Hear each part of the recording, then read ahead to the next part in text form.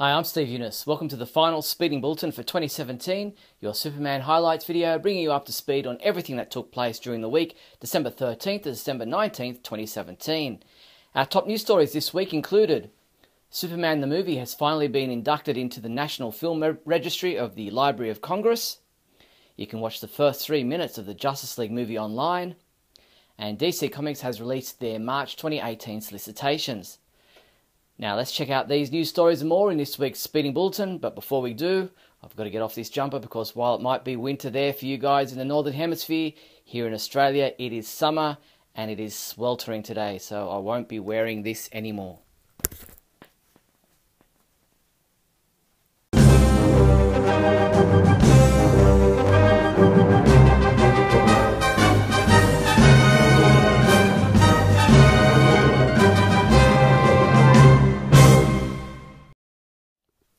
That's better. In movie news, while the Justice League movie isn't expected to be released on Blu-ray or digitally until February 2018, fans in Korea don't have to wait at all, with the film available for digital download now. Naver in Korea currently has the movie available to order as a digital download, and as part of the promotion, they have the first 3 minutes of the film available as a preview. As those of you who have seen the film know, the first 3 minutes of the film start with Henry Cavill as Superman, talking to a young boy who was filming the impromptu interview on his smartphone. You can watch it in full 1080p quality and order the Korean release of Justice League for digital download at naver.com. During last weekend's Ace Comic Con in Long Island, New York at the Nassau Veterans Memorial Coliseum, Henry Cavill participated in a private Q&A session with fans who were lucky enough to find the original Superman sketches in the Search for Hope treasure hunt. Paul Edwards of DC World was in attendance and videoed some of the private Q&A. He is part of the Q&A in which Henry discusses how they might explain the return of Clark Kent in future films. The wonderful thing about movies is that it's a suspension of disbelief. We're talking about a guy who can fly and shoot lasers out of his eyes. And so there are ways of doing it, but telling these stories is about your enjoyment. It's about my enjoyment. It's about enjoyment for the viewer. And so we could spend 4 hours of movie explaining why and how Clark comes back. But is that what you want to see? No, right. I mean, if I had billions and billions and billions of dollars and I could make 6 movies a year, all based on Superman, then yeah, we can go through that. It'd be like Game of Thrones.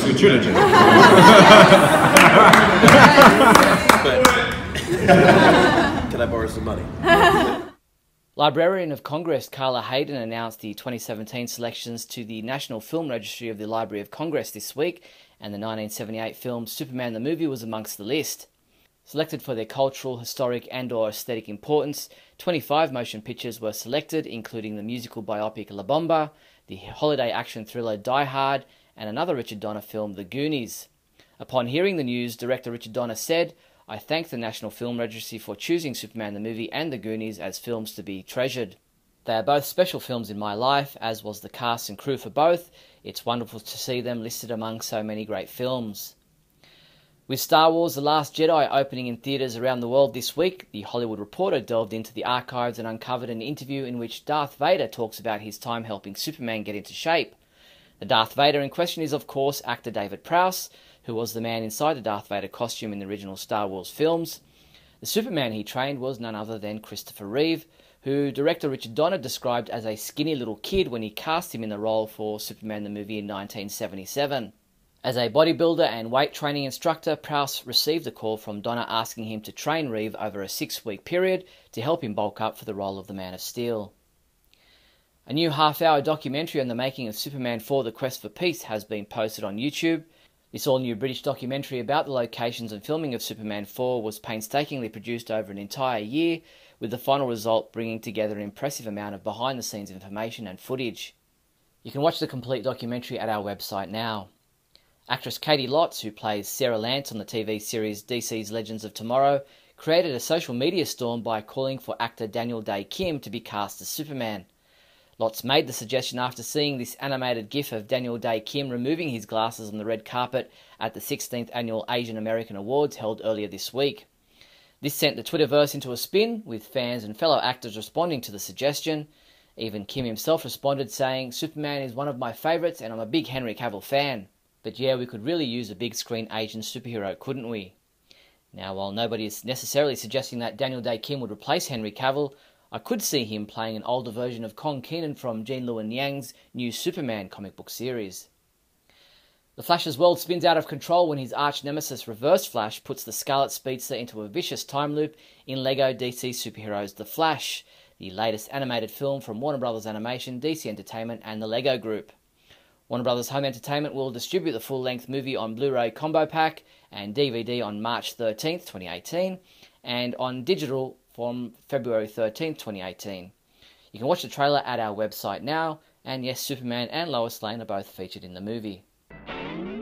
In TV news, during the Martin Luther King Jr. holiday weekend, Warner Bros. Television Group, DC Entertainment and Warner Bros. Home Entertainment will team up for DC in DC, a landmark pop culture event that brings together the worlds of entertainment and public service to illuminate the story of America and current issues through the lens of comics and superheroes. Events will take place Friday, January 12th and Saturday, January 13th at the Museum.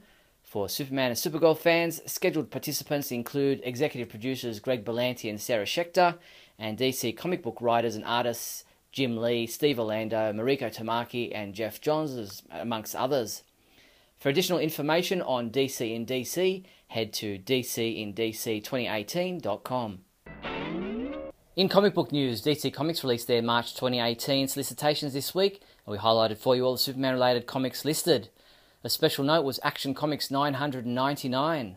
Superman's journey through time has crashed to a halt, and at the end of the line, General Sam Lane stands face to face for the first time with his grandson, John. Buckle up because the most awkward super family reunion in history is about to begin. And Superman number 42, Boy Zaro Re-Death, Part 1. It's a bizarre Boy Zaro world and we just live in it. When Superboy comes face to face with Boy Zaro, the son of Bizarro, a strange transformation begins to take place. But that's not all that the Kents have knocking on their door. Superman vs. Bizarro Round 1 and not just the beginning. Check out the complete list of Superman-related comic books coming out in March at our website now. If you checked out the DC Comics March solicitations, you'll note that there's no mention of Action Comics 1000. According to Newsarama.com, DC Comics has decided to delay the release of the milestone issue until April 18th. Now, what's so special about April 18th? Well, it just so happens to be the anniversary of the release of the very first issue of Action Comics back in 1938, to the day. 80 years exactly. Stay posted for more details in January. Comic books we reviewed this week included Action Comics 993, which was reviewed by Mario Benici, who gave it a 4 out of 5, saying, "My issue with this book, if I can even call it that, is that this issue feels like a setup issue." Mario also reviewed New Superman number 18, saying, "Talk about payoff, every story thread that Yang presented has been tied up," and he gave this issue a 5 out of 5. And Supergirl number 16 was reviewed by James Lance, who said, "Where will this direction take the characters? That's the question that keeps me reading this book," and he gave this issue a 5 out of 5 rating. Superman comic books available this week from December 20th include Injustice 2 Chapter 37 digital comic, Batman number 37, which is available in a variant cover, Dark Knight's Metal number 4, which is available in a number of different variant covers, Injustice 2 number 16 print edition, Justice League number 35, which is available in a variant cover, Superman number 37 Sons of Tomorrow Part 1 is available in a variant cover, Super Sons number 11 Sons of Tomorrow Part 2 is also available in a variant cover, Trinity number 16 also comes in a variant cover, Justice League vs. Suicide Squad trade paperback, and Superman Batman Volume 6 trade paperback.